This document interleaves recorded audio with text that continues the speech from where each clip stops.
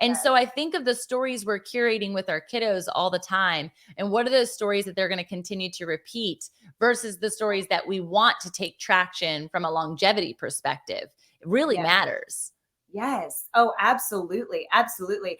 And I think also not shunning these things as well, but actually looking at it through a God lens and saying, okay, Lord, you have pulled me into this sphere.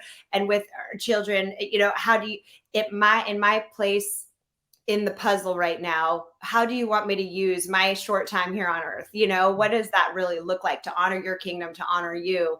And so I realized that God wasn't asking me to disown the fashion industry, disown Los Angeles, anything like that. It was actually an invitation to dive deeper with him. Like he had placed this thing in me, but I was bold enough to call it my own, when really though he was the one that he goes, this is mine. You are mine. You're a child of God. The fashion industry is mine. And I'm inviting you and calling you into it. So will you please just listen to my voice? And for me, that really did involve going back to school. Because I think that we do live in such a day and age where we get so much information from the internet, and I just felt like the Lord for me at my point in life, the Lord was like, I want you to come learn from people that you may never hear from on the internet. I want you to go and learn from scholars that have dedicated their lives and written books upon books upon books on the book of John, or these things so true. Academic scholars are just, their knowledge that they have is a true gift to this world and a true joy to be able to learn from. And I think that we don't value that enough because we need the quick information, right? We need the stuff fast. True. And I myself am the exact same way. And so to go through a 2.5-year process of like, all right, Lord, let's see what this is all about has been huge. Wow. And you graduate soon, right? Yes. So we present my cohort presents our final thesis in July. Oh man, it's going to be so exciting. And then to have that as like a sealed experience that, obediently, yes, I said yes to the Lord. I finished this thing, which I think just the finishing side of anything is something to celebrate and we don't spend enough time on. Like that's a massive celebration because I think what happens probably similar to when you got married, it's like immediately, when are you going to have kids? And when you have a kid, when are you going to have your next kid? You're like, wait, let me just relish in the fact that this just happened. This is a huge ordeal. You said it yourself from your parents' lens, especially.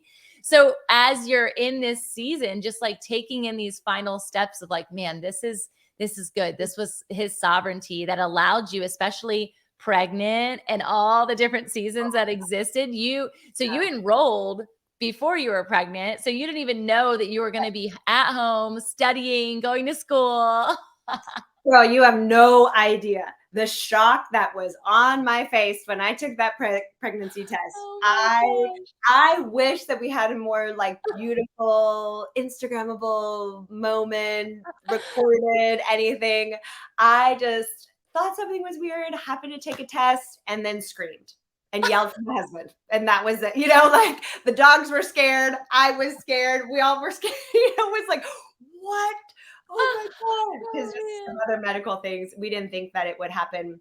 We were told that it wouldn't happen that fast or anything. So I thought, okay, all right, Lord, I held it very loose and God had other plans. And so good. I thought that I would have time, that 2.5 years, give or take, due to some health things, to be able to get pregnant. And so in my perfectly thought out plan, I do this while we're in the waiting and, of course. So I, started my program, got pregnant, 9 months, gave birth.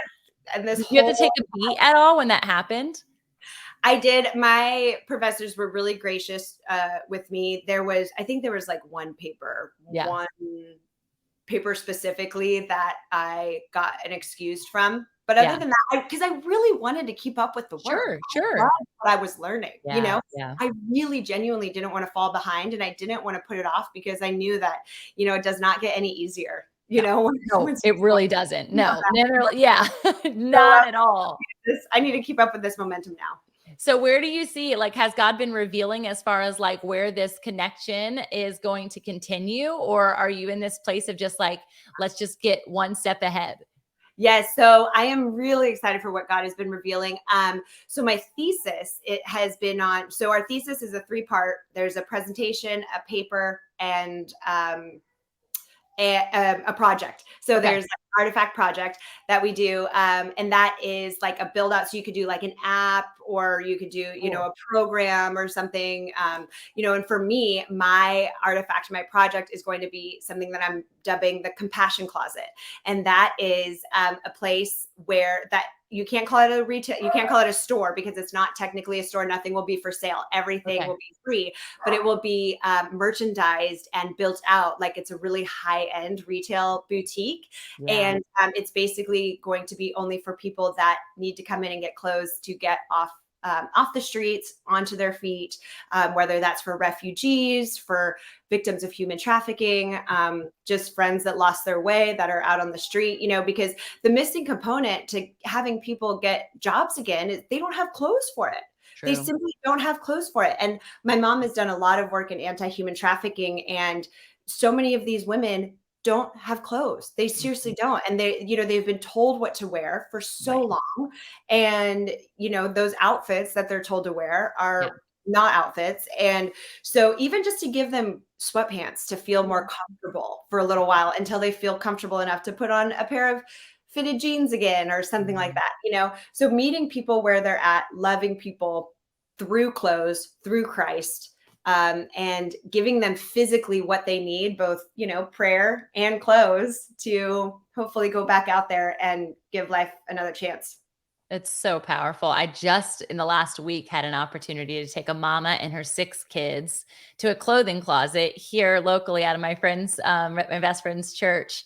And watching her, she walked in and her eyes were just like huge because it wasn't like a high end experience, but it was like 2 full rooms, racks upon racks of stuff. And she said that she thought it was going to be like a table full, like she didn't know what to anticipate.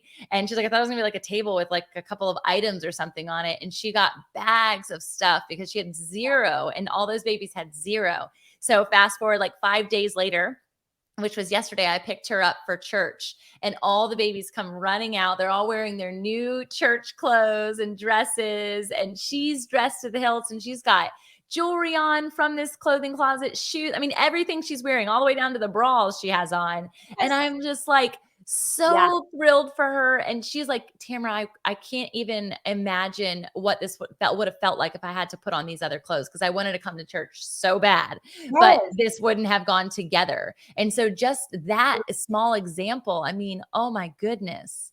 Yes, absolutely. And it's giving people life, yeah, through these clothes. And I think that, again, it's not a frivolous thing. We look at, even in the book of Genesis, at the very beginning of time, when, God was about to cast Adam and Eve out of the garden. So they had Yes. already sinned, was well established. And so, right before the Lord even sends them out, he clothes them, right? He Mhm. gets, he sees what they're wearing, right? These terrible outfits that they put together, and actually did research on what those leaves would have looked like, That's like big awesome. leaves, kind of, and they were scratchy and itchy and probably terribly sewn together. Yeah. Um, and so, but the Lord sees them in that, and he goes, no, my children cannot go out into the Mhm. world like that.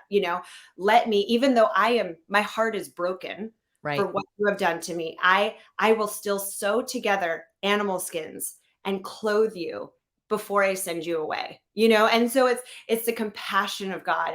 It's God's love for us. And